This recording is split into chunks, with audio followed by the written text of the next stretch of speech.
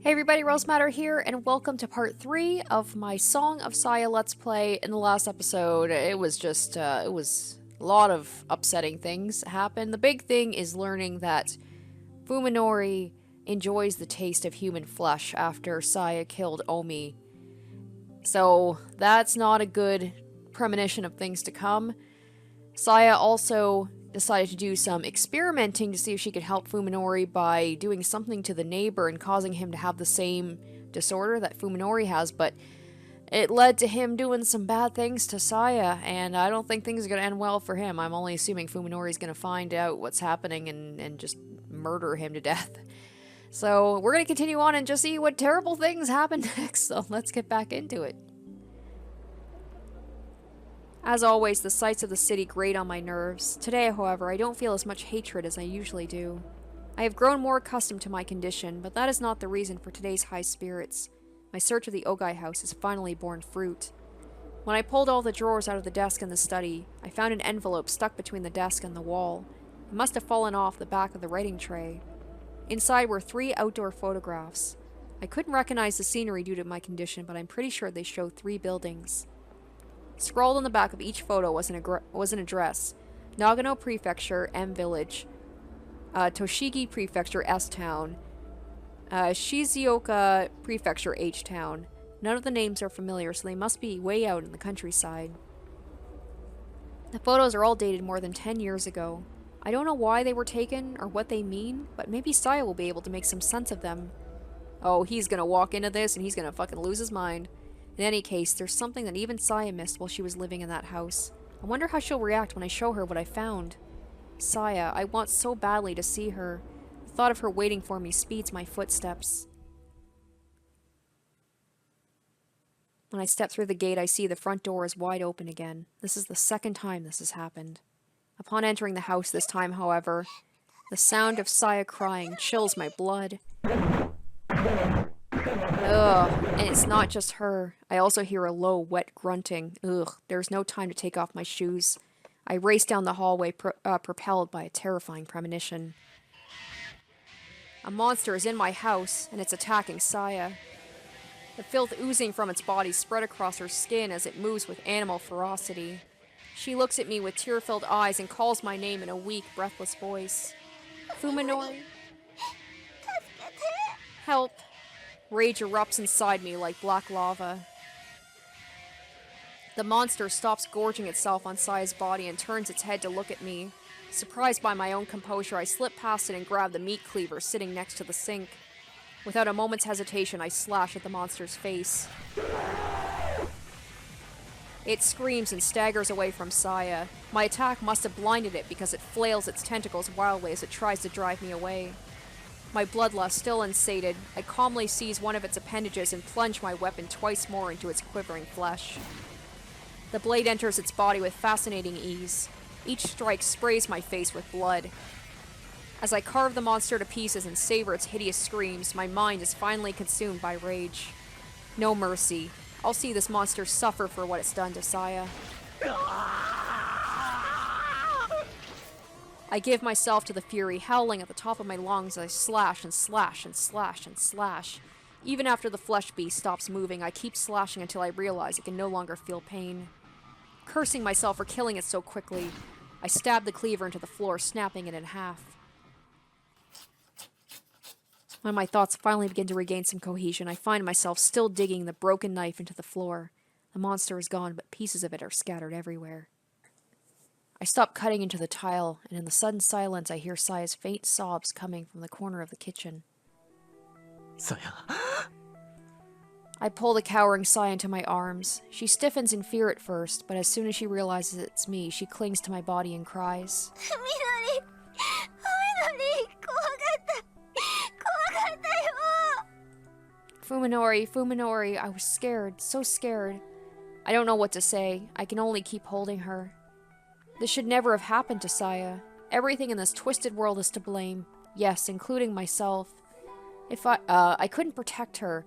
If I'd been here, then maybe I could have prevented this. ごめんなさい. I'm sorry, she says again and again in a voice choked with tears. Not wanting to hear that from her, I pull her head into my chest. さやは何も悪くない。さやのせいじゃない。 Don't say that, Saya. It's not your fault. I try to reassure her, but she shakes her head vigorously in denial. 違うの。私がやったの。 No, it is. I did it. I don't understand. What is she saying? 君がやったって。何を You did what? 私、この人の頭の中をふみのりと同じ状態にして、ふ I み me- のりが感じるのと同じように世界が見えるようにしたの。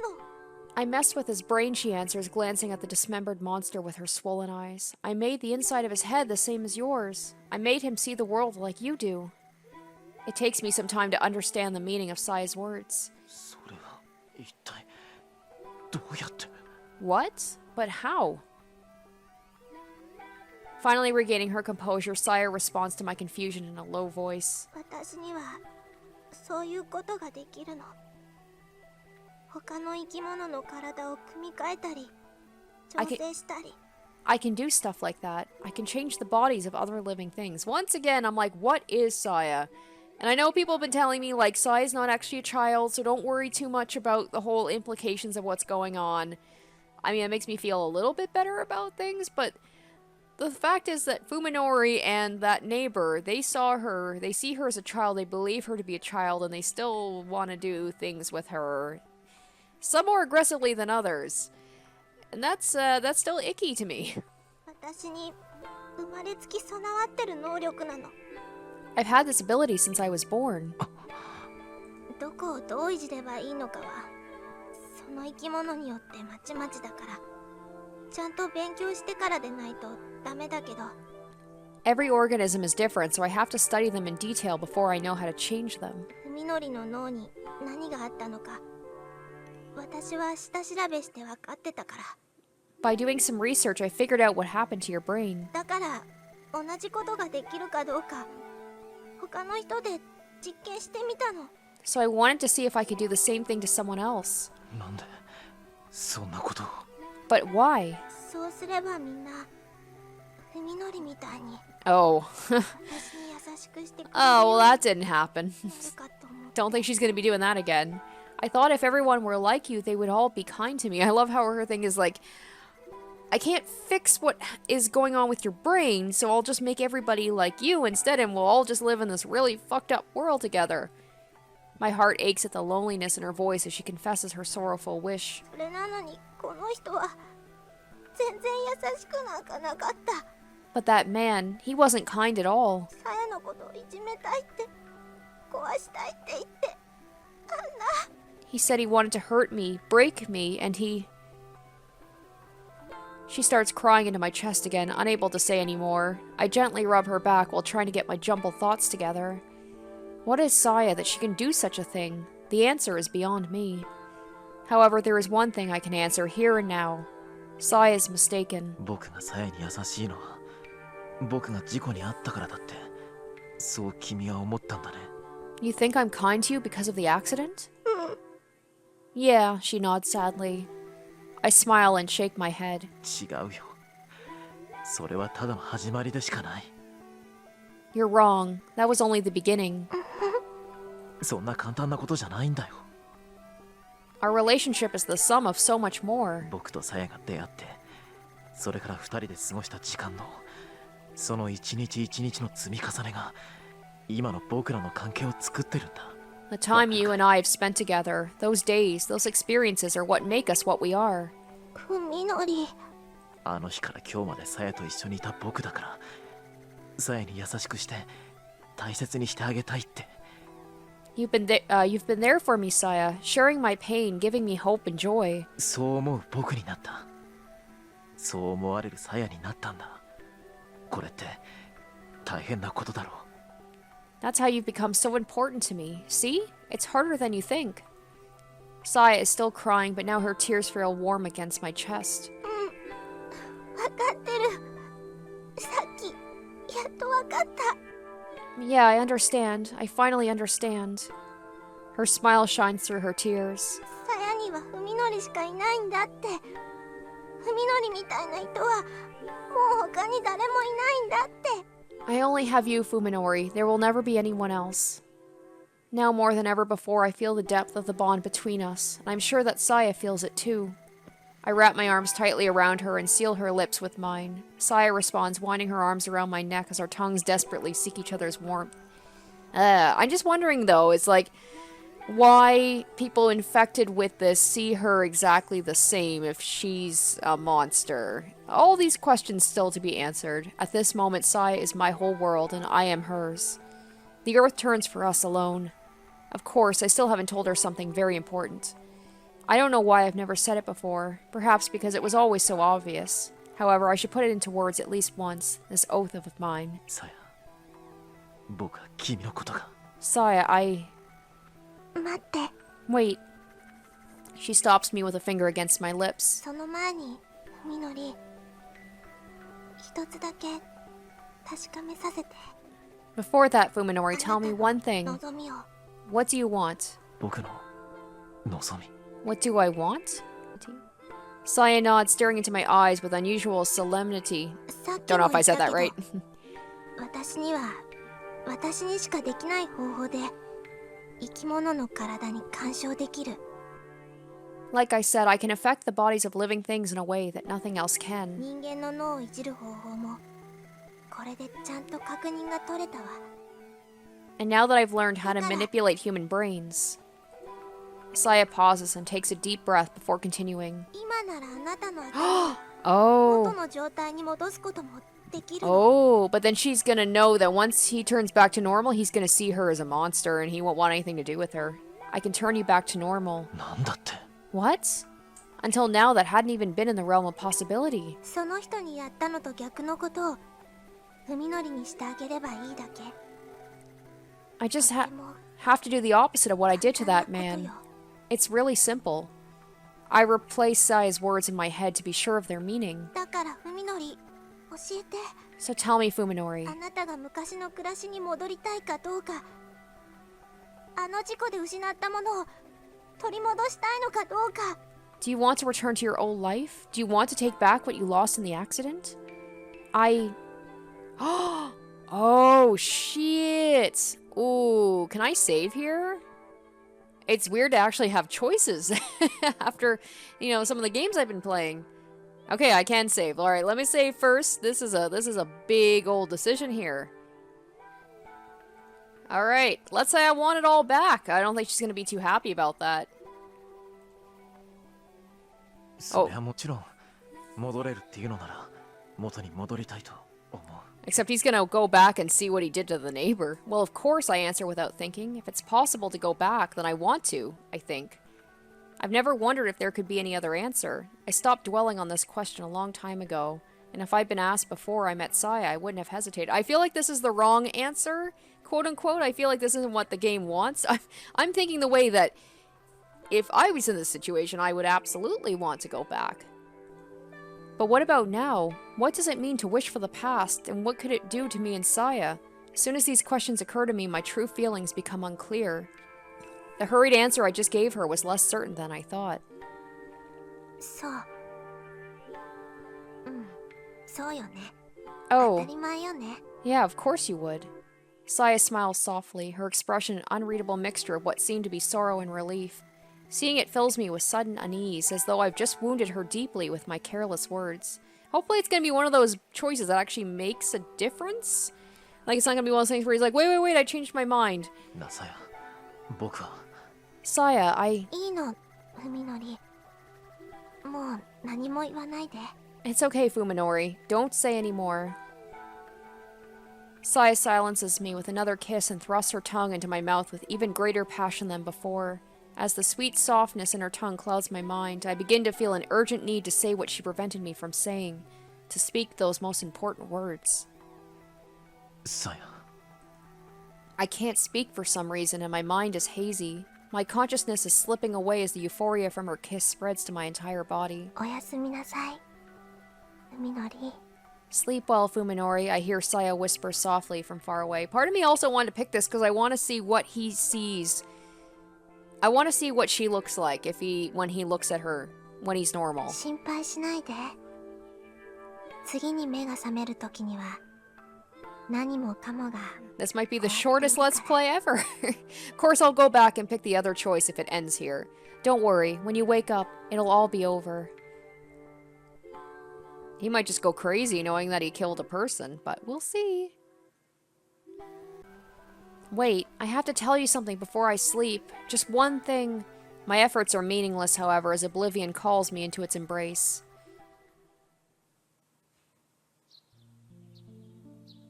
Oh wow, it worked. When I awoke, the first thing that greeted me was a terrible stink. Mr. Suzumi's body was covered in flies, and I could smell the rotten stench that you would expect from a corpse. Oh, is he gonna The thing is, there's Omi, right, in the fridge? I wonder if she's still there and if he's gonna, like, if she's still recognizable and if he's gonna know what he did to her?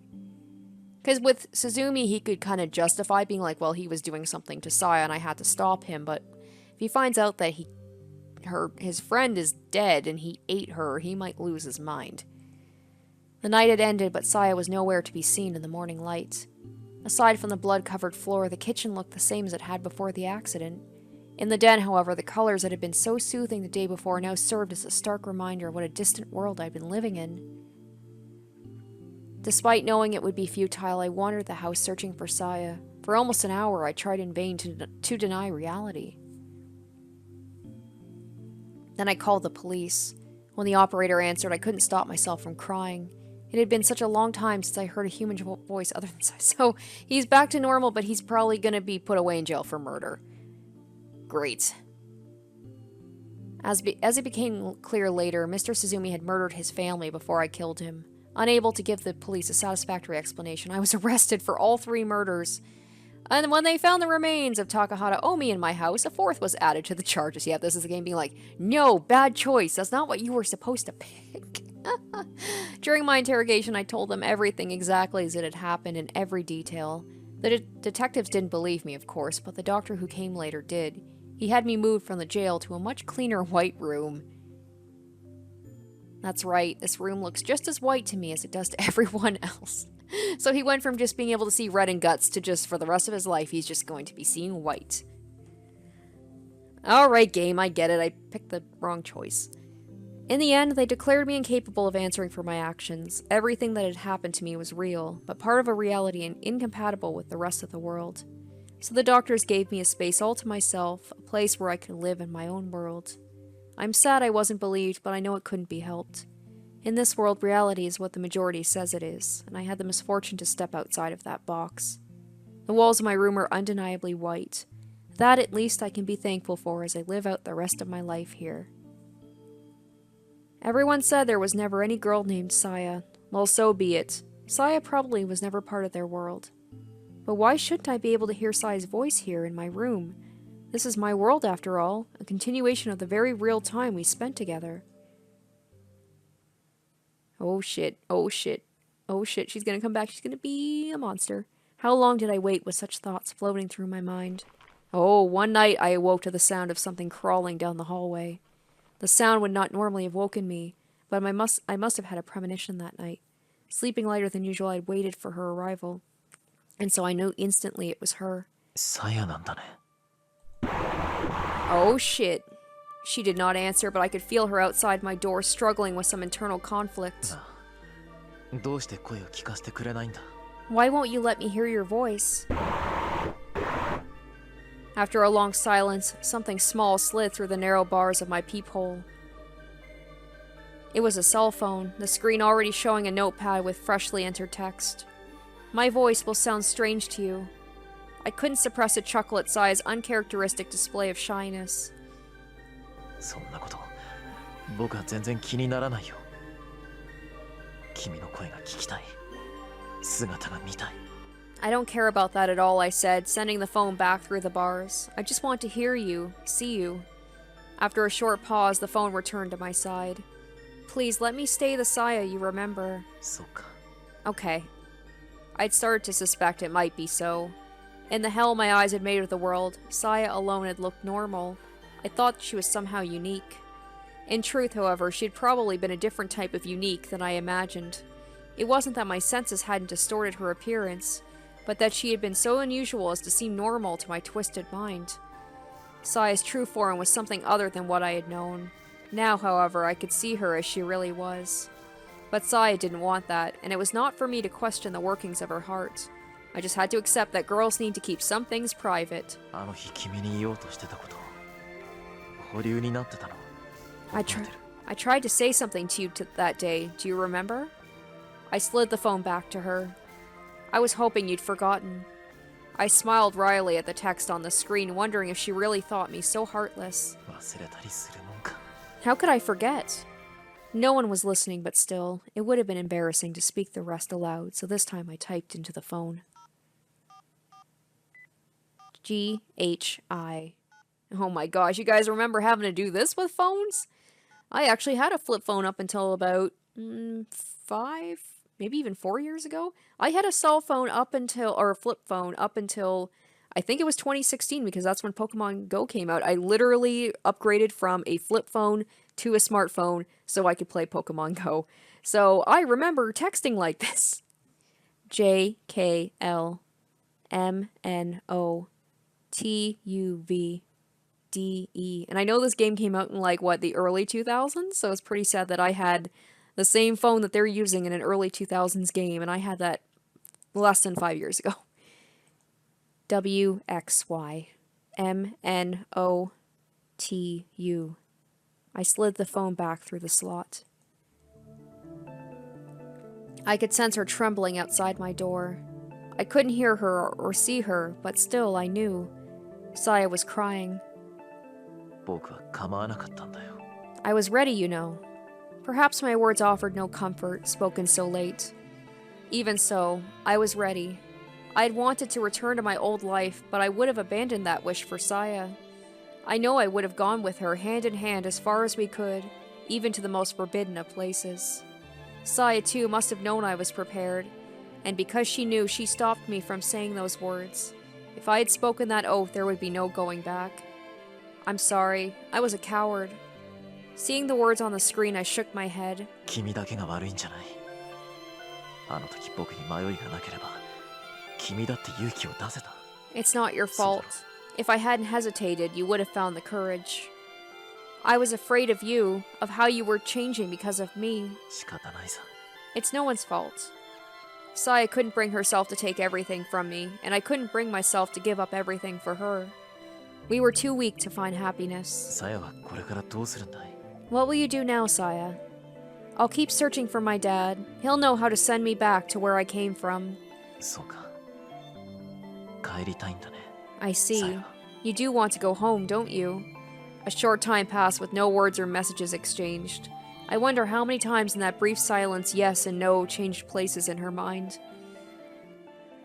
Yeah. When the phone finally returned, the characters on the screen seemed strangely uncertain. そうかお父さん見つかるといいね Well, I hope you find your father. I'll do my best. The time had come for our parting. She had chosen her path, and I had given my blessing. There was nothing more to be said. もしも気が変わったら僕はずっとここにいるからいつでも来ていいからね If you change your mind, I'll always be here. You can come see me whenever you want. I will. Thank you. Goodbye, Fuminori. I read her final message and returned the phone to the other side. さようならさや Goodbye, Saya. She gently slapped my door in response, and then I heard the sound of her sliding off down the hallway. And I was left alone in the silence of the night. Dang, this is going on pretty long for what I'm assuming is the quote-unquote bad ending. Ever since that day, I have been waiting. Perhaps Saya really did return to where she came from. Perhaps she is still wandering today, looking for her father. It must be hard. She must be lonely. When she can no longer stand being alone, she will surely return to me. I am the only one who will comfort her and whisper sweet nothings in her ear. And so I wait, dreaming of her face and her voice I wait. Forever in my white world. And there it is.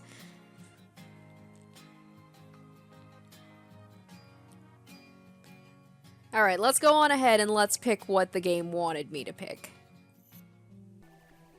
Alright, here we go. Back again. Let's pick the canon choice. I don't need it anymore. On that terrible day when I first opened my eyes after the accident, what would my answer have been? When I think back on this many years from now, will I wish my answer today had been any different? It doesn't matter. Here at this moment, there is no doubt in my mind. Well, there was in mine because I picked the other choice. あの人は誰だったんだい？ Who was that? I asked Saya, looking at the unidentified pieces of the monster. 隣のうちに住んでたおじさん。名前は知らないけど。The man living next door. I don't know his name. 鈴見さん He's か。 like, I never liked him anyway. Oh, Mr. Suzumi. He was hardly a stranger. We'd been neighbors as long as I can remember. I'd go so far as to say we were on good terms before the accident. And now I've killed him with my own 2 hands. I feel little. Mr. Suzumi, the kindly painter who lived next door, is but a distant memory. The pieces of meat around me belong to a creature whose mere existence was nauseating. Only by killing the vermin could I find relief. He complained about my yard being filthy, the swine. It doesn't matter what Saya did. He wasn't worth keeping alive anyway. These are my honest feelings. My hands are wet with another man's blood, and yet I am utterly calm. Now I know what I lost in the accident. Saya says I can take it back, but I know I cannot. It's gone forever, like the life of the man called Suzumi. His humanity, I'm guessing. なあさや。僕の異常を治すことは医者には絶対できないことだったんだ。 Hey Saya, no doctor could possibly fix my condition, you know. ふみのり？人間にできないことを簡単にできるっていう君は人間じゃないんだね。 You can do what no human is capable of. You're not human, are you? That's why she said before, she's like, no human doctor can fix this. Saya looks away, her expression unreadable. Everything is monstrous and loathsome in my eyes. Everything but Saya. I thought she was somehow unique. I was wrong. I see her just as I do everything else, as something other than what she really is. But why should that surprise me? Saya is part of my world, just as I am a part of hers. It doesn't change what we are to each other. I stand and walk over to Suzumi's dismembered corpse. 昔読んだ漫画でさ、事故から生き返ったせいで世界が当たり前に見えなくなる男の話があった。今の僕みたいにね。 I read this manga once about a man who recovered from an accident only to find he could no longer see the world as it was, kind of like me. I finally realized that even though the stench of this monster's flesh turns my stomach, their blood and guts smell pretty good. In fact, I know the fragrance quite well, so he knows now. He knows what he ate. その男の目には人間が石くれに、機械のロボットが美女に見えるんだ。 He saw people as rocks and robots as beautiful women. だから男は人とは似ても似つかないロボットに恋をしてしまうんだ。 And so he fell in love with something that wasn't remotely human. I retrieved the cleaver, picking up a piece of Suzumi's body, and start removing the skin and tendons. Just as I thought. The stuff underneath is exactly the same as what Sai and I have been eating. I wonder if he's even gonna care, like, who was that I ate? I wonder if he's gonna make that connection talking about, like, when his friend said, hey, did you have something to do with Omi's disappearance? And then, or did he? I don't even know if he mentioned anything about Omi. Oh no, I think he did. Yeah, because he said he denied even seeing her that day, so I wonder if he's gonna make that connection of who he ate before. なあ、これうまそうだし食べちゃおうか。 He clearly gives no fucks now. This looks pretty good. Let's eat it. ふみのり？あ、ごめん。今はそんな気分になれないよね。 Oh, sorry. You're in no mood for that, are you? でも死んじゃえば肉は肉だし、捨てるのももったいないと思わないか。 Now that it's dead, though, meat ま is た冷蔵 meat. 庫にしまっておこうよ。 It'd be a waste to throw it away. We should get it in the fridge. あなたはいいの？ Is that alright with you? いいよ。 Sure, I answer easily. There's no longer any room for doubt in my mind. あと、隣の家に奥さんと娘さんがいる。 Wow. 旦那が Wow. いなくなったら騒ぐかもしれないし、 Damn. 通報される前に飼っとこうと思うんだが。 Damn. Cold-hearted. Also, his wife and daughter are probably next door. They might cause trouble when he doesn't come home. We'd better hunt them down before they go to the police. そんな風で、あなたはいいの？ Damn, even Saya's like, what is up with this guy? Is that really what you want? Saya asks again, this time with a trace of fear in her voice. I guess I still haven't convinced her of my sincerity. さっきの漫画の話だとね、人でないものを愛した男は最後に自分が人間であることをやめて恋を成就させるんだ。So at the end of this manga, the guy who fell for something inhuman gives up his own humanity for the sake of their love. ハッピーエンドだよ。だろ？ A happy ending, don't you think? ふみのり。さやと一緒にいられるのなら、僕はもう何もいらない。何もかもこのままでいい。You're all I need now, Saya. Nothing else matters as long as we're together. Tossing the knife and meat aside, I pull Saya into my arms once more. もう言ってもいいよね。さや、君のこと。 I can say it now, can't I? Saya, I love you. As Saya wipes away the tears flowing from her eyes, I can no longer see any hint of fear in her face. あなたのこと後悔させたくないのに。なのに。 I don't want you to regret this. I don't, but I have sworn my oath and Saya has accepted it. We have nothing to fear now. Saya will never need to cry again. でも嬉しい。私って身勝手だよね。 I can't help it. I'm so happy. I guess I'm pretty selfish, aren't I? 身勝手でいいよ。さやのわがままなら聞くよ、僕は。 I don't mind. I'll always indulge your selfishness. Filled with contentment, we exchanged a smile and set to the task of cleaning the room. A single person produces a lot more meat than I expected. Speaking of which, I seem to remember doing something similar before. あとの2人だけど、多分おじさんが殺してる。悲鳴とか聞こえたし。 About his wife and daughter, I think he killed them. I heard their screams. そうか。そりゃ好都合だ。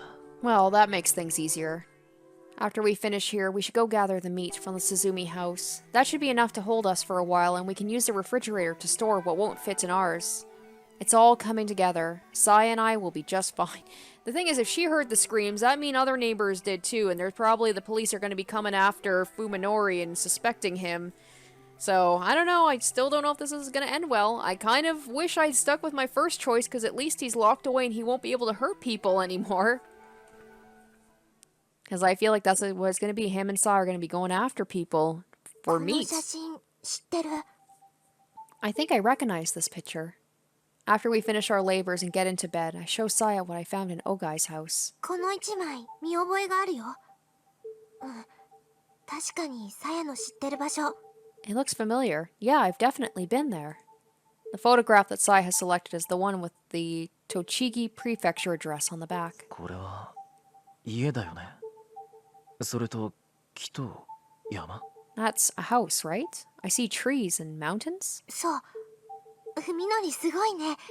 写真も見られるようになった？ Yeah. Wow, Fuminori, you can see pictures now? まあね。 A little. At the outset of my ordeal, I had to depend entirely on my sense of distance to decipher what I saw. The houses in front of me, the mountains far behind them, the clouds high above. Only distance and scale told me what they were. Photographs and other flat images used to be nearly impossible to make out. Recently, however, I've gotten better at understanding what things are by their shape. I know what the mountains and sky look like, for instance, and how to tell them apart from buildings. Each of the 3 pictures shows a similar scene, a lone house in the middle of a thick forest. パパはね、別荘だって言ってた。ここにいれば誰にも見つからないって。 Dad called it his retreat. He said no one would find us there. Judging by the address on the back of each photo, they're probably excellent places to hide from prying eyes. But why 3? The dates are pretty old, and it seems odd they were all taken within a few days of each other. Maybe he was scouting properties looking for the perfect location for his hideaway. Saya recognizes only one of the houses, so that must be the one Ogai picked. Checking the location on a road map of the Kanto area, I find it's about 3 hours out of Tokyo by car. お父さんがここにいる可能性は？ Do you think your father will be there? 電話してみたけど出なかったよ。多分いないと思う。 I tried calling him, but he didn't answer. I don't think he's there. でも最近に立ち寄ったことはあるかもしれないよね。 But he might have stopped by recently. The way I see it, our only hope of finding Ogai is to follow whatever lead we have, no matter how small. The probability that his hideout will yield useful information may be low, but it's not 0. 明日にでも行ってみようかな、ここ。 I think I'll check this place out tomorrow. えー、 Do you have to? Saya pouts. I wasn't expecting her to object. でもここ遠いんでしょ？ Isn't it far? 行って調べて帰ってきても、まあ半日もあれば十分さ。 It'll only take about half a day to go there, check it out, and come back. その間、さやはお留守番なの？ I have to stay home by myself while you're gone? So that's what it is. Slightly exasperated, I smile and rub Saya's head. 少しは我慢してくれよ。な？そやだって、お父さんのこと見つけたいんだろ。Be a little patient, okay? You want to find your father too, don't you? うん。 After a brief silence, during which her expression is hard to decipher, Saya looks at me and says, ねえ、ふみのり。パパのことはもういいよ。 Hey, Fuminori, let's forget about Dad. え？ That's the last thing I expected her to say. いいって、でも、君のお父さんだろ？ I still feel like 心配じゃないのか？ her father did some sort of experiment on her and turned her into a monster. Like maybe she was a child at some point, and maybe that's why people see her as a child, and then, I don't know, forget about him. But he's your father. Aren't you worried? いいの。私にはもうふみのりがいるし。 Not anymore, Saya says, coming closer to feel my warmth. I have you now. She's like, I got a new daddy. パパって言っても本当の意味でのお父さんっていうわけじゃないの。 I call him dad, but he's not really my さ father. やのことを教育してくれたし、ある意味では愛してくれてたのかもしれないけど、でもふみのりの方が優しくてあったかい。 He taught me a lot and probably loved me in his own way, but you're kinder and warmer. Saya's words make me happy, but I also hear the loneliness in them. 本当に僕だけでもいいのか？ Are you really alright with that? うん。ふみのりは嫌？ Yeah. さやと二人っきりじゃ。 You don't like it just being the two of us? いや、でも、そうだな。やっぱり、大貝教授には会ってみたい。 I do, but I also want to meet Dr. Ogai. Having finally figured out how to explain my feelings, I continue. さやのことをもっとよく知りたいから、僕以外にさやのことを知ってる人がいるなら、ぜひ会ってみたい。 I want to get to know you better. If there's someone who knows more about you than I do, I have to meet them. そう Oh. なんだ。 Saya doesn't seem upset, but she does tilt her head quizzically, as though my thoughts are strange to her. それに、やっぱり明日、この場所に行ってみよう。 Maybe he also wants to figure out what she is, because he knows she's not human. I also want to... Yeah, I'm gonna go check it out tomorrow. Another plan has started to form in my head, one separate from the search for Dr. Ogai. If I find the doctor there, great. If I don't, well, I think I can find another use for his mountain retreat. さや、寂しいかもしれないけど、ちょっと我慢して待っててくれ。 I know you'll be lonely, but try to bear for a little while. うん。 Okay, she nods and looks questioningly into my eyes. やっぱりふみのりにはさ、家族とか友達とかもっともっと大勢いた方がいいのかな。 Fuminori, you really want a family and friends, don't you? More people you can spend time with? そりゃ、その方が楽しいだ Oh ろうね。 no, is she gonna turn his friends into them monsters as well? Well, that would be more fun, yeah. Well, not monsters, but people who see like he does. Fearing Saya will start sulking, I hurriedly add. でも勘違いしないでくれよ。たとえそういう人たちに囲まれて暮らしてたとしても、さやだけは僕にとって特別な一人なんだからね。 But don't get me wrong, even if I can have lots of friends, you'll always be special to me. ありがと I know, thanks. Giggling, Saya rubs her cheek against mine. う。さやもふみのりが喜びそうなこと、ふみのりのためだけに。 Oh no, he's gonna leave her alone to her own devices to do something. I'll find something to make you happy, something just for you. I am worried of what she has in mind. Today, all of Koji's classes were in the morning. On his way to meet Yo for lunch after his final lecture, Koji suddenly gets a call in the middle of the hallway. Uh-oh. Without thinking, he reaches to his belt for his new camera phone, but curses when he realizes the ringtone is coming from the old phone in his bag. He hasn't transferred his contacts list yet, and calls still come to his old phone from people who don't know the new number. When he finally fishes the phone from his bag, the name he sees on the display sends a chill up his spine. Oh shit, yep. Oh, they're just getting whittled down little by little. And then Yo's gonna be the last one. Fuminori. Why now? What does he want? It's hard to be happy about a call from Fuminori after the incident at the Ogai house. はい。 Hello? いや、コージ。今日はもう講義はないよな。 Hey Koji, you're done with class for today, right? あ Yeah. Of course Fuminori would know that Koji is free on Thursday afternoons. 相談がある。駐車場に来てくれないか? Can she imitate voices as well? I need to talk to you about something. Can you come to the parking lot? 今すぐにか? Now? あ、待ってる。 Yeah, I'll be waiting. Fuminori hangs up without another word. What's gotten into him? What does he want? Koji wonders as he sticks the phone into his jacket pocket. I just love, too, where he talks about he's got a new camera phone, like it's a special thing that a phone has a camera on it, where now it's just like that's just, you know, you take that for granted. That just comes with all the phones. The sudden change is disturbing after a week of Fuminori avoiding both Koji and Yo. Maybe he's finally ready to talk, in which case Koji should probably consider this a good thing. Oh boy. Oh, if only you knew what was waiting for you, my dude. However, he can't shake the feeling something is wrong. 待たせたか? Did I keep you waiting? いいや。 Oh wow, it is Fuminori. Nah. In the parking lot, Koji finds Fuminori leaning against the fender of Koji's car. The last time they met was in the darkness of an abandoned house. This is the first time in over a week they've spoken face to face in the light. Perhaps this is why Koji senses something strange in Fuminori's expression. He's not sure what exactly, but something has changed. 前にも話したと思うが、僕は今、オーガイっていう人 Oh, に is つ it いて because he いろいろと doesn't have 調べなきゃならない。 is it because he doesn't have a car and he's going to ask Koji to drive him out there? I think I told you before I'm looking for information on a man named Ogai. そうらしいな. Yeah, I got that. それがな、ここに来ていろいろと難しくなってきたんだ。やっぱり、僕一人じゃ無理かもなって。Well, it's starting to get more complicated. It looks like I can't handle it by myself after all. Fuminori seems more relaxed than before. He used to be tense all the time like he was terrified of something. But now his expression is calm. He's even wearing what resembles a sheepish grin. で、お前にも手伝ってほしいんだ。 I need your help, Koji. Nevertheless, some instinct is telling Koji Fuminori's changes are not for the better. 一体どういう風の吹き回しだ? Trust your instincts. Trust your instincts. Why the sudden change of heart? Koji asks, keeping his expression neutral to conceal his suspicion. だって、お前も関心あるんだろ、コウジ。 You're curious, aren't you? Fuminori responds coolly. His smile, unreadable as ever, offers no glimpse of his true motives. お前も僕の後から、オーガイ教授の家をいろいろと探し回ってたじゃないか。 You searched Dr. Ogai's house after me. 僕とお前とでバラバラに探すなんて二度手間だよ。 It's a waste of time for us to look for him separately. 協力してもっと効率的にやろう。 We should team up. Why?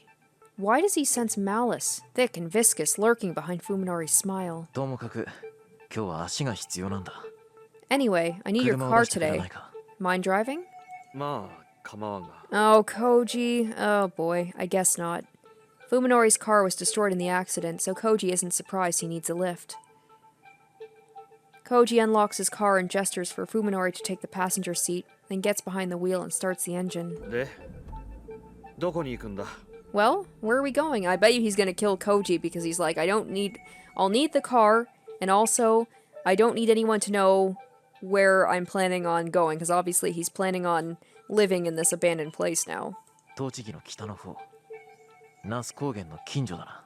North Tochigi, near the Nasu Heights. 栃木? Tochigi? Koji can't believe his ears. 住所はこれだ。この建物を探してほしい。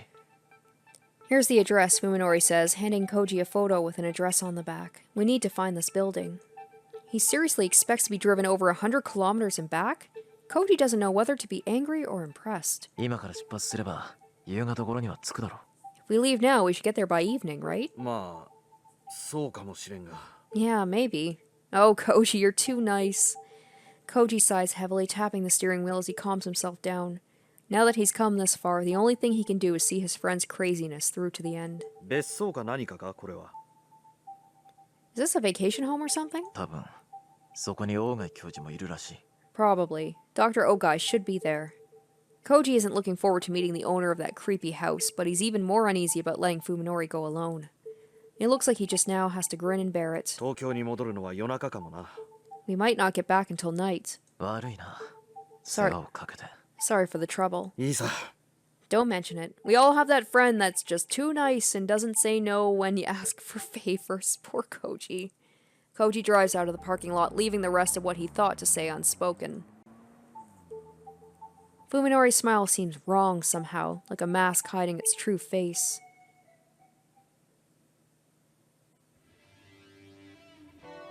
Yo finds herself sitting alone in the cafeteria, searching for a familiar face as her lunch cools on the table in front of her. Oh, poor girl, she's just losing all her friends.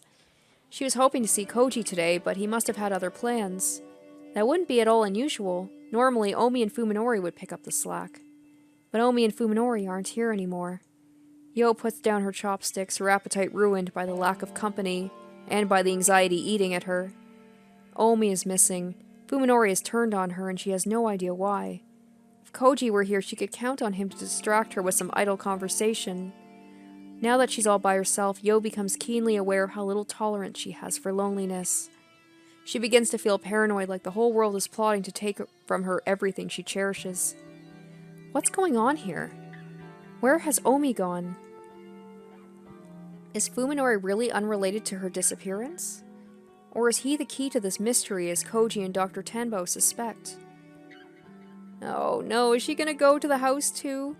Yo recalls the events of last Thursday. Alone and without an outlet for her pain after Fuminori verbally eviscerated her, Yo was lucky enough to run into Koji. Although he could hardly make her problem go away, his kindness was a comfort. At the same time, Omi was on her way to Fuminori's house, and she hasn't been heard from since. Shit. She's gonna go, isn't she? Yo has only been aware of Fuminori's connection to Omi's disappearance since yesterday, when Koji revealed the truth during their visit to the hospital. What if? A new possibility occurs to her, a reason for why Omi suddenly decided to visit Fuminori. What if it hadn't been a coincidence that Yo ran into Koji that day? What if Koji and Omi had known what transpired between her and Fuminori, and had decided to act separately? Omi might have seen the confrontation in the courtyard. She might have been eavesdropping. It's not unthinkable. As the idea forms in her mind, Yo feels as though something is tearing apart her body from the inside. It's only a possibility, but if it's true, then whatever happened to Omi is Yo's responsibility too, isn't it? Yo clutches her head, groaning in agony. The food on her tray is now cold, not that she would have eaten it anyway. Despite her frustration and anxiety, Yo was unable to act on her own.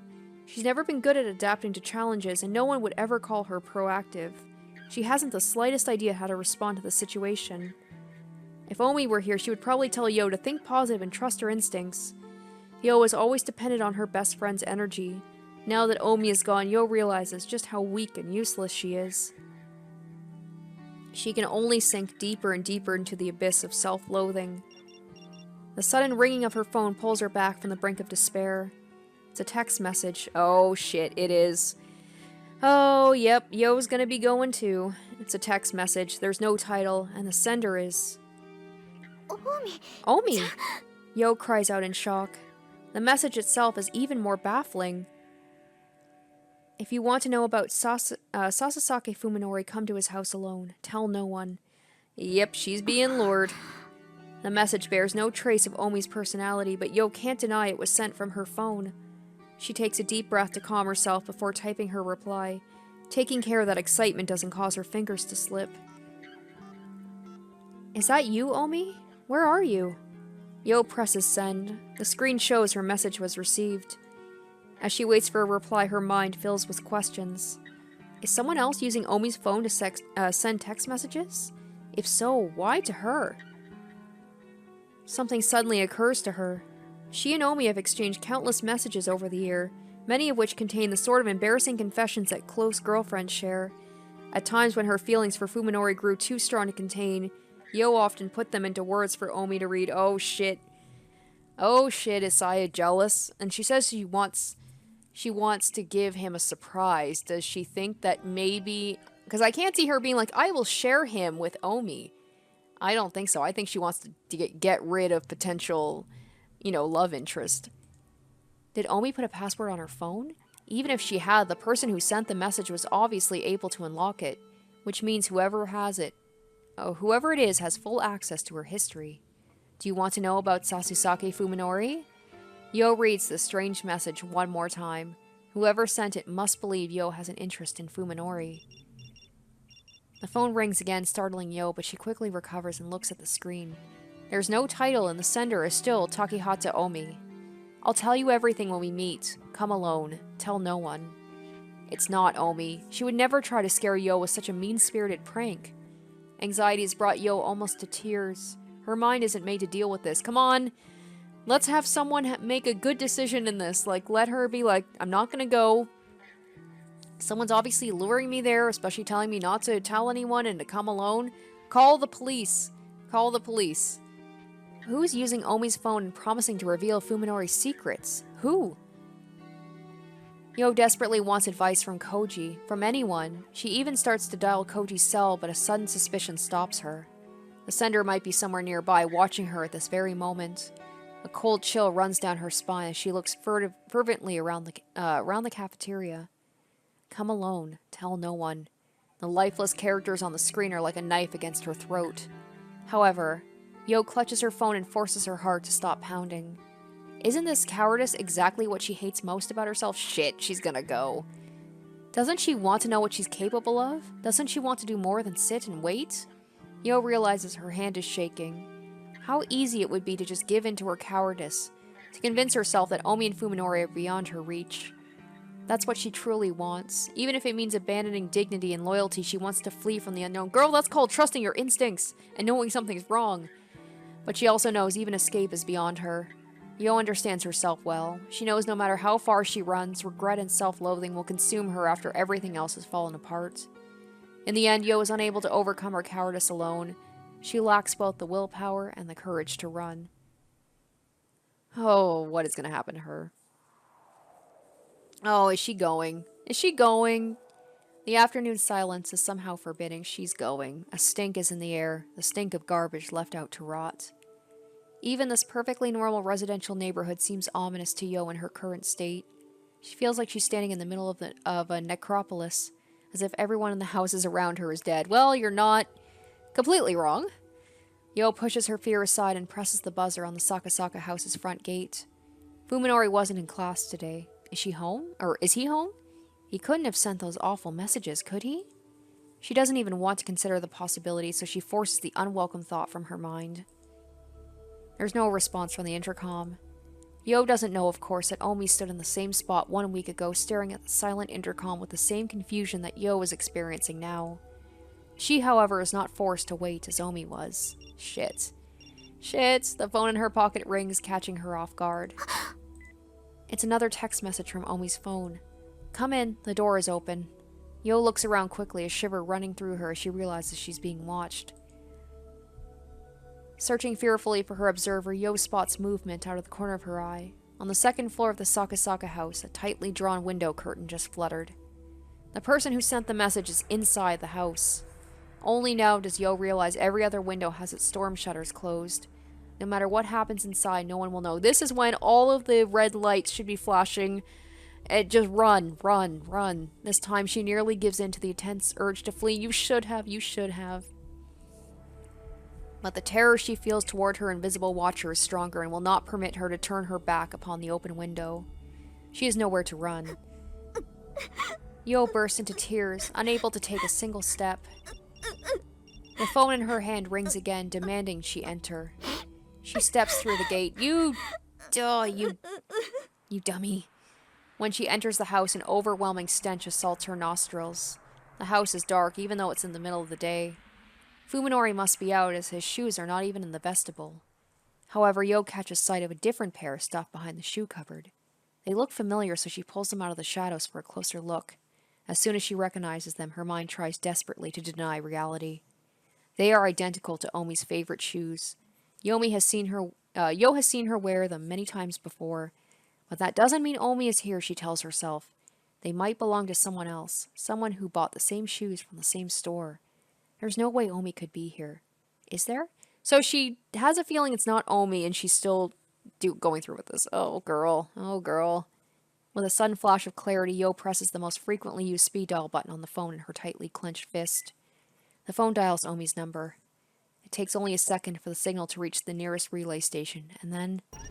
Oh, here we go. A familiar ringtone echoes through the house. It's coming from the second floor.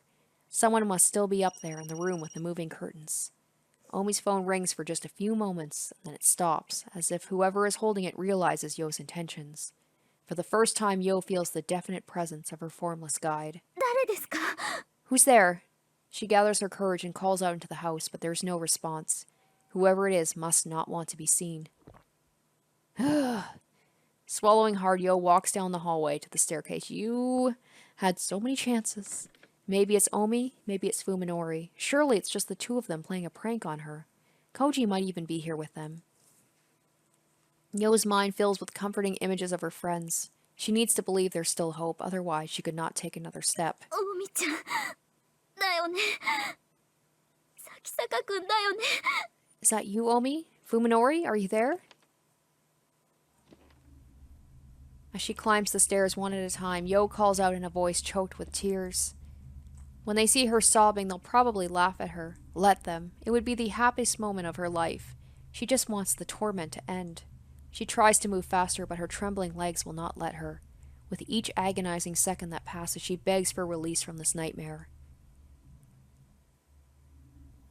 After climbing for what seems like an eternity, Yo finds herself standing in the second-floor hallway. No sound greets her. There is only the gloom brimming with silent malice. おみちゃん。おみちゃん。 Omi, are you there? She shuffles forward, calling out in a weak voice. 出てきてよ。お願いだよ。こんなのもうやだよ。 Come out already, please. I can't take this anymore. The door in front of her is half open. It must lead to the room that overlooks the front gate. Yo watches helplessly from the corner of her mind as her body, seeming to move on its own volition, slowly opens the door. Oh, here we go. The room is empty. The damp, stinking air clings to Yo's skin. Please stop this. She is at her limit, unable to take a single step more. Her spirit has been utterly crushed. Perhaps this is the moment her tormentor was waiting for. Yep. Oh, hello. We're gonna have to censor that. Something grabs Yo's arms from behind, something flexible and strong like slime-covered rubber. As the thing blinds her limbs, finger-like appendages tear roughly through her blouse and force their way inside. Yo screams at the top of her lungs, amazed she still has the strength to do so. Responding to her distress, primal energy surges through her body as she flails wildly to free herself. However, the grip of the thing behind her remains unbreakable.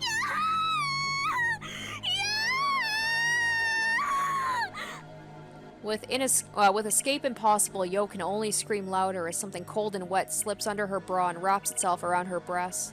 Her ears are filled with the sound of something slimy sliding over her skin. As the loathsome assault continues, the unimaginable terror threatens to drive Yo utterly mad. Her throat is already raw from screaming, and now she can't even breathe as she struggles desperately against her attacker. Suddenly, the thing pulls away. Yo falls to the floor, unable to support herself on her unresponsive legs. The creature that grabbed her is still there, lurking in a dark corner of the room. She can feel it watching her, but can't bring herself to turn around. She knows seeing it will likely destroy the last vestiges of her sanity. From close by come the beep of buttons being pressed. Yo hears a cheerful electric sound, terribly out of place in this room, and sees the phone in her hand blink coldly. A new text message has arrived. She is powerless to stop herself from reading the characters on the screen. You're pretty and your breasts are so big and soft. I bet they're good for attracting males. Oh, okay. Now she has her answer. The messages from Omi's phone were sent by the thing that just mauled her breasts. I wonder if Sai is gonna take over her body and use her body to attract more people to kill? What? I don't know. The thing about, like, attracting males, or maybe that just sounds like she's jealous of Yo and being like, I need to get rid of her because she might be competition, you know? Yo curls up into a tiny, sobbing ball, unable to raise her voice or even move. Oh God, please save me.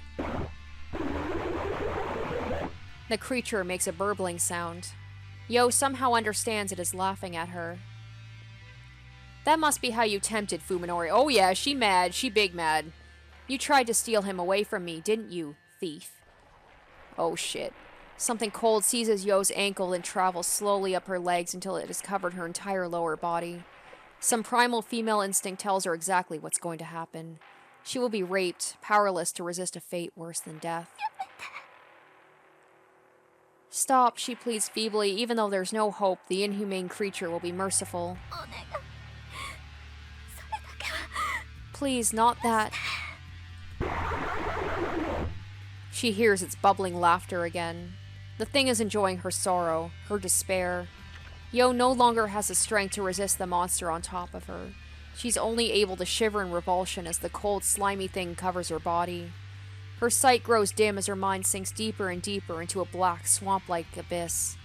A weight pushes itself between her legs, but it seems so far away. Damn. I won't kill you. Though her mind is now barely functioning, Yo hears a voice whisper to her inside her head. It is a girl's voice, sweet and sinister, with the cruel innocence of a child gleefully plucking the wings from butterflies. Instead, I'll let you share in our happiness. Rejoice, Yo. We'll love you to death. Oh, shit. Okay, I was thinking, like, when she said, I'm gonna bring you something you're going to enjoy, I didn't think it's basically like Yo's gonna be like a sex puppet or something. Oh boy. The soft voice is a stark contrast to the unyielding strength that drives irresistibly into Yo's core. The pain is sharp and savage, greater than anything she's ever felt before. Poor Yo, but girl, you had so many chances to run away. It should be unbearable, but there is no longer enough left of Yo's mind to recognize it as pain. Oh. While she stares blankly at the thing slithering deeper and deeper into her body, an idle thought floats through her fading consciousness. I've still never been kissed, have I?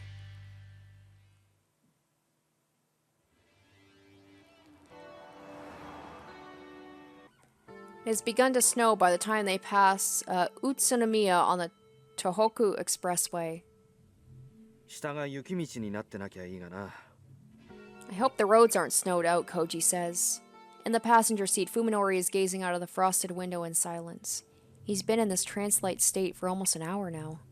Taking advantage of his inattention, Koji stares unabashedly at Fuminori from the corner of his eye. He still doesn't understand the danger signals that he's been getting from the man. Fuminori has stopped avoiding Koji, and he's even looking him in the eye when he talks. So why does he seem even more distant now than he did when he was trying to push his friends away? This episode is basically like people not listening to danger signals that their brains are trying to send them. And it's going to end horribly for them. Fuminori's posture is noticeably relaxed, but his gaze never wavers, not even for a moment. It's as though he's focused on a clearly defined future that he has chosen to bring about. One that has no place for the needs or wants of others. Right now, Fuminori is complete. Koji cannot help but feel that beneath his bland exterior is a core of solid steel that no one can touch. 近江だけどな。 About Omi, Koji says suddenly, trying to gauge Fuminori's reaction. いなくなって今日で1週間になる。まだ何の連絡もない。 I wonder if he's made that connection yet about Omi. It's been a week since he disappeared and we still haven't heard from her. そう。 Oh, Fuminori replies curtly, still staring into the distance. 心配だね。どうしたんだろう。 That's not good. I wonder what happened to her. Fuminori's tone is completely emotionless. Koji might as well have asked him about the weather or the condition of the mountain roads near their destination. もう一度聞くが、お前何か思い当たる節はないか？ I asked you this before, but you're sure you don't have any idea what happened to her? いや、全然。 Not a clue, Fuminori answers in exactly the same tone he used when Koji first questioned him following Omi's disappearance. まるで気にかけてないみたいだな。 Koji's eyes narrow. It's like you don't even give a damn. そんなことないさ。 That's not true. Finally, Fuminori shows some emotion. He sounds hurt, like he can't believe Koji could think such a thing. 彼女、僕の家に来る途中でいなくなったんだろ。 She disappeared on the way to my place, didn't she? Of course I'm worried. Sudden frustration wells up inside Koji. If possible, he'd like nothing more than to beat the secrets out of Fuminori's head. Koji's worried sick about Omi. To have his concern brushed off so coldly would be unbearable coming from a complete stranger. But from Fuminori, who is his best friend, it's... Fuminori never used to be this callous. Even if Koji tried to interrogate him, he'd probably never find out what changed him so. If Fuminori was still hiding something inside the shell he directed around himself after the accident, Fuminori might have even been able to get some answers out of him. With this sly, evasive Fuminori, however, there's nothing Koji can do. Fuminori will never reveal his true intentions, not to anyone. All that's left then is for Koji to discover the truth on his own. 近江はな、筑波のことでお前に話があったんだ。 Omi was going to talk to you about Tsukuba, you know. Oh? Fuminori smiles bitterly at the mention of Tsukuba's name, perhaps feeling sympathy for her pain. To Koji, however, it seems like pity, the sort one directs at an ant or a worm. 筑波さんか。参ったね。まあ、あんなことがあった後だからさ、最近声がかけづらくて。I wouldn't know what to say. To be honest, it's been hard to talk to her after what happened. Unbelievable. If Fuminori's feelings for Yo were really this cold, he would have rejected her when she first confessed to him. But he didn't. Or at least the Fuminori before the accident didn't. Once again, Koji can't help but wonder if this man who looks like his friend is really a different person who only possesses the memories of Sakisaka Fuminori. The snow has stopped falling when they got off the West Nasu Flats interchange. This area must already be getting a lot of snow, however, as the nearby mountains are covered in white beneath the trees. By the time they turn off the highway and enter the mountains, road conditions are already bad enough for Koji to regret having forgotten tire chains. Nevertheless, he continues to power his car up the precarious slopes with only a road map to guide him. In places like this, an address isn't enough to pinpoint a location. His only choice is to drive down every road, including private roads that aren't even on the map, while searching for something that matches the photograph. 本当にこんな場所に別荘なんてあるのか? Who would buy a home in a place like this? 人目につかないところだからこそ、大貝教授は気に入ったはずなんだ。It's far from prying eyes. That must be why Dr. Ogai chose it.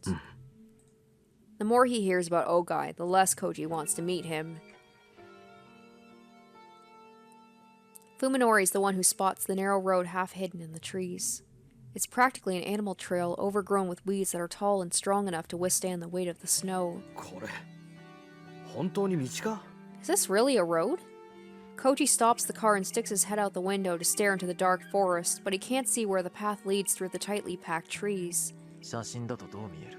How does it look to you? Fuminori hands Koji the photo, which he compares to the mountain ridges visible beyond the trees. なるほどな。アングルは間違いない。 Yeah, it's definitely the right angle. 行ってみよう。 Let's check it out. Fuminori's tone is as flat as always, but there's a quiet intensity in his voice that leaves no room for argument. That's when you drop him off and you just fucking just go, just leave him behind and just go. Although Koji is worried his car's suspension won't be able to handle the terrain, there's no turning back now. He shifts into second gear and starts down the frozen road. The sun set early at high altitudes. As the car creeps up the mountain path, Koji catches glimpses through the trees of the gradually darkening sky. The forest is completely still with no sound save for the rumble of the car's engine and the crackle of snow and brush beneath its tires. Fuminori is once again staring silently through the front window. In the ominous silence, Koji feels the faint chill that he felt when standing before Ogai's suburban home. It feels wrong, as though he's traveling deeper and deeper into a world not his own. After some time, a blocky shape suddenly appears amid the trees, standing out against the twilight sky. Koji turns off the engine and compares the structure in front of him to the picture in his hand. A perfect match.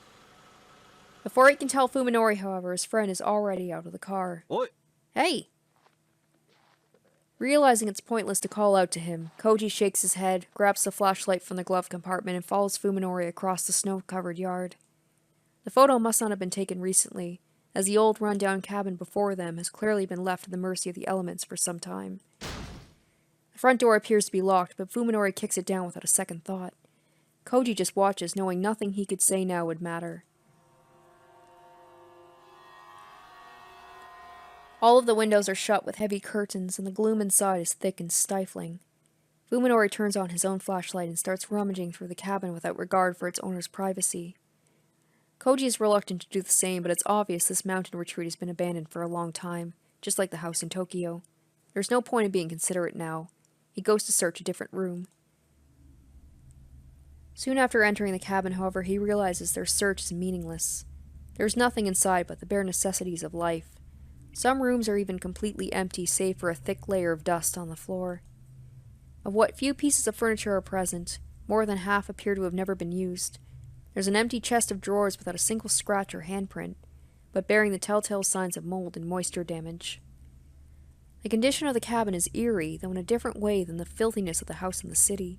It's like someone put together a mock-up of a home and left it to decay. The only signs that anyone has lived here are found in the toilet, the bath, the kitchen, and the bedroom. It appears the cabin was never used for anything but eating and sleeping. Beneath the darkened sky, the snow itself seems to glow with a cold white light. The scene is like something out of a fairy tale, but to Koji it serves only as an unpleasant reminder that he has stepped outside of the reality he knows. Next to the front porch is a plain wooden door half buried in the ground. It's locked, of course, but Koji seems no reason for restraint after what Fuminori did to the front door.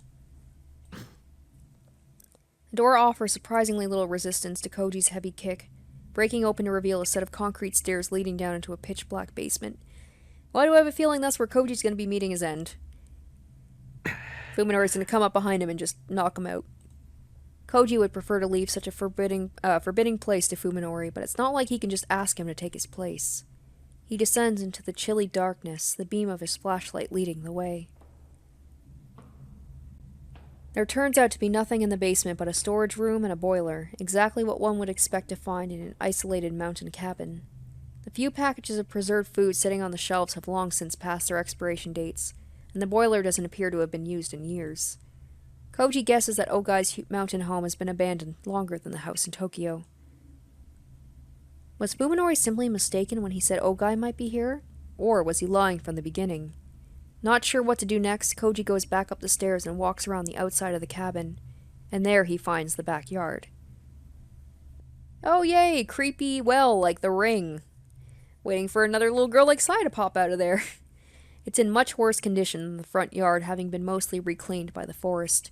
It must have been neglected even when the cabin was still in use. The remnants of a woodshed lie in the yard, the mushrooms growing out on it speaking to how much time has passed since its collapse. Next to the rotten logs, however, stands a circle of stone that has not yet succumbed to the elements.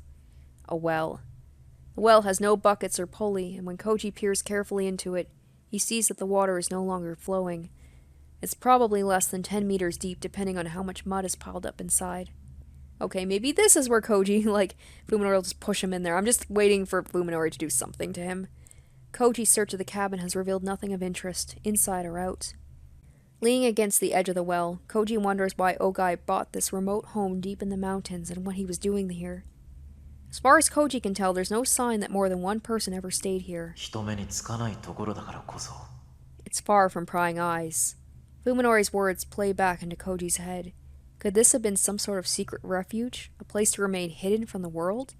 That would explain why there's nothing to suggest whoever lived here did anything more than eat and sleep. Koji suddenly remembers the doctor he met yesterday at T University. Maybe she'd know something. He takes out his phone and calls up the number. There's barely a signal, but it manages to get through.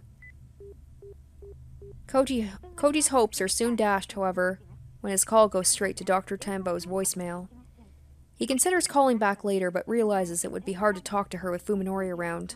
Fuminori would not at all be pleased to learn that Koji and Yo went to see his doctor. Koji decides he'd better tell the doctor what he can while he's still alone and alive.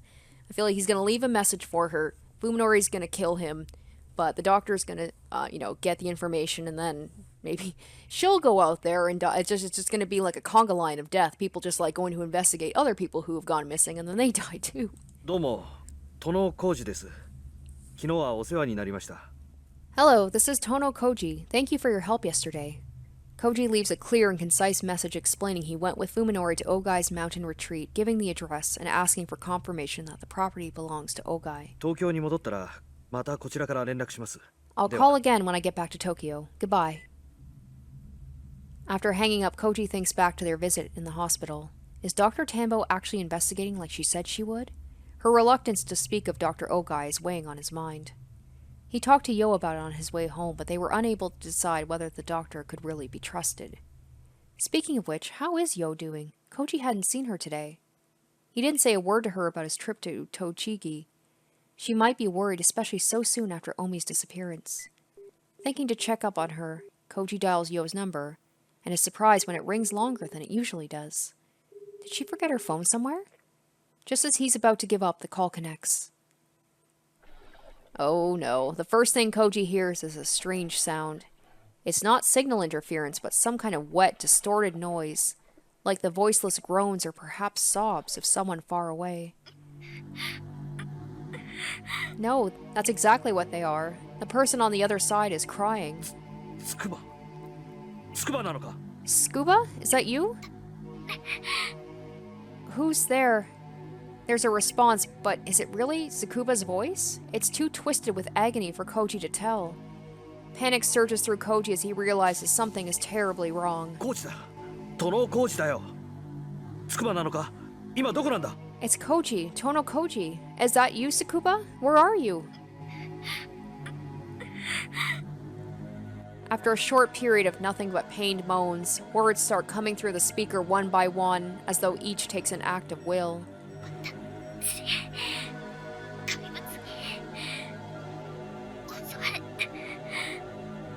I was attacked by a monster, and now there's something wrong with my body. 何があったおいつくば大丈夫か What? What happened? Are you alright? Yo must be delirious because Koji can't understand a thing she's saying. Her gasps and wheezes, however, are enough to tell him she's in unimaginable pain.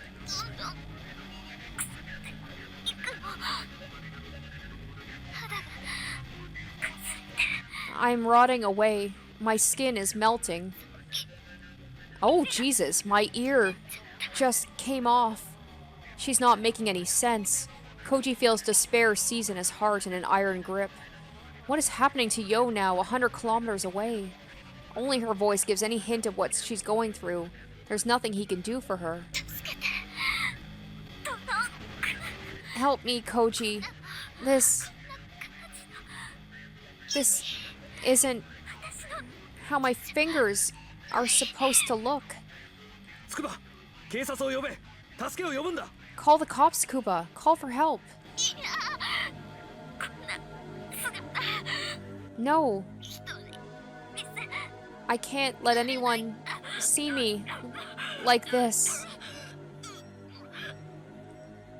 Yo suddenly breaks into a violent hacking cough as though trying to expel something filling her throat. つくば Koji screams into the phone, his reason overwhelmed by unimaginable horror. Which is why he is unable to react when the phone is suddenly knocked from his hand, and also why he didn't notice Fuminori sneaking up on him until it was too late. No. What? Fuminori seizes Koji's lower jaw with his right hand, cutting off Koji's angry shout. Koji can hardly believe the strength of the smaller man's grip. His biggest mistake was leaning back against the well. Oh, there it is. There is nothing to grab onto as Fuminori pushes him backward over the edge. He can only flail his arms vainly against the air. Shit. Koji soon loses his balance entirely. He feels a terrifying weightlessness as the world spins before his eyes. Before he can realize what has happened, his back strikes something with tremendous force. He thrashes wildly as cold, dirty water fills his mouth and freezes him to the core. Only when his fingers find the wall of the well is he able to regain his sense of direction and to right himself. On his hands and knees in the mud, Koji vomits filthy water out of his lungs. みのり Fuminori, he tries to shout, but it comes out as a hoarse groan, distorted by the echo in the cramped space. Fuminori's laughter, on the other hand, is as clear as a bell. 電話中に邪魔して悪かったねほら返すよ Sorry for interrupting your call, he says scornfully. Here, I'll return this. Fuminori tosses Koji's phone into the well. Koji catches it just before it hits him in the face, but finds the battery pack has been removed, rendering it useless. 何のつもりだ貴様 What the hell are you doing? This is no joke. It's a miracle that Koji is uninjured. He could have easily broken his neck. And just because he's not hurt doesn't mean that he's safe. Koji feels around the inside of the well, searching for something to hold on to, but the mud-covered stone offers no purchase. It's obvious he won't be able to get out without help. 落ちた拍子に死んでればまだ苦しまずに済んだもん Too bad the fall didn't kill you. Now you have to 死んで freeze to 本当に death. 運がないんだね You really have no luck, Koji. お前おいまさか You can't be serious, Koji starts to say, but trails off as the pieces finally come together in his head. Today's sudden change in Fuminori's attitude, That smile that always seemed somehow malevolent. Fuminori hadn't been smiling at Koji, but at the thought of his friend's death. どうして Why? He can't wrap his head around this turn of events. Why would Fuminori try to kill him? True, Fuminori wanted Koji to stay out of his business, but is that really a motive for murder? 別段今すぐ殺す必要なんてなかったんだけどね。もしかしたらお前は僕の邪魔をするようになるやつかもしれないし。 It's not that I needed you dead right now exactly, but you might have become trouble later on. せっかく人目につかないところまで出かけるんならついでにと思ってさ。 So I figured I might as well take advantage of this remote location to, well... ついでにってお前 Poor そん Koji. な理由で俺を I mean, I feel bad for all of them. None of them deserve death, but Koji just seemed like such a nice... I'm saying was. He's still alive, and hopefully the message he left for the doctor will get him help. Might as well. You're doing this on a whim? お前死ぬのに理由が欲しいのか Do you really need a reason to die? Fuminori replies coldly. He sounds truly amazed that Koji would ask such a thing. 何様のつもりだコージ。人は何の理由もなく死ぬんだよ。僕の両親がそうだったし、僕も危うくそうなりかけた。 What makes you so special, Koji? People die for no reason at all. My parents did, and I almost followed them. むちゃくちゃだ You're crazy. そんなに理由が欲しいなら、一人でじっくり考えなよ。そこでなら、時間はたっぷりあるだろ。 Come up with your own reason, why don't you? We'll have plenty of time down there. Fuminori disappears from view, leaving Koji alone in the darkness with nothing to connect him to the outside world. ふみのりおいふみのり Koji shouts at the top of his lungs, knowing beyond a doubt if Fuminori leaves, all hope of rescue will vanish with him. No one will ever hear him calling for help from the bottom of this mountain. Well, it'd be funny if Fuminori came back, he's like, okay, this is a little bit awkward, but do you have your car keys on you by any chance? I kind of need those. つくばが大変なんだおいふみのり聞いてくれここから出してくれ Hey, Sakuba, she's in trouble. Hey, Fuminori, listen, get me out of here. In his desperation, Koji no longer comprehends the futility of begging for mercy. No god or devil will answer him. His only hope is that Fuminori will have a change of heart. Praying for a miracle, he keeps calling Fuminori's name. Eventually, the sky grows as dark as the bottom of the well. Koji can no longer make out the edge of the opening, and he has long since lost track of how many hours he's been screaming. Nevertheless, he continues to scream, for he knows that the despair silence brings will kill him. Alright guys, that will do it for this episode. Man, oh man, some more just terrible things happened. I just can't believe how quickly Fuminori just shed his humanity to the point now where he just is actively trying to get rid of his friends. And poor sweet Yo.